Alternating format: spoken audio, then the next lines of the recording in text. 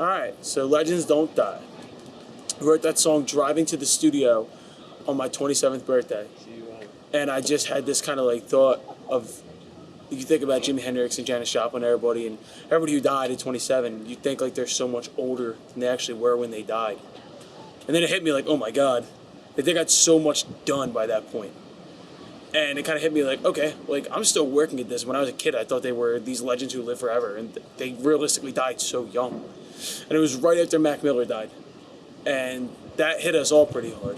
And he was 2 weeks younger than me, so he didn't even make it to 27.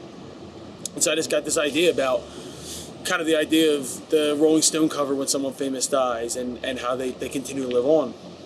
So I wrote the first verse at the studio, and the hook, and everything was done, but I didn't have a second verse. And so I was in the bathroom at the Wawa around the corner from the studio. And I was in this kind of like a weird mood. Like it was my birthday and I was excited, but the thought from what I just written had been creeping in my head. But I go into the bathroom and there's somebody in the bathroom stall. And this is a really, really weird thing to say, but they were doing drugs and were kind of like screaming out for help. And it was a really weird thing. And I just was like standing there and I was like, oh my God. And it hit me like, yo, like all these people who had died at this point just made one mistake. Like we're not any different. Like they're just people who made a mistake and they lost their lives for it.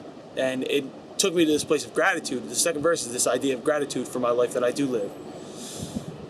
So as kind of morbid as the song topic is, I actually wound up coming out of it with a greater respect for life, I guess. But at the same time, you're still going to take it for the hook, and it's the idea that legends don't die. And if you make something good enough, that it's going to live on forever. So Legends Don't Die.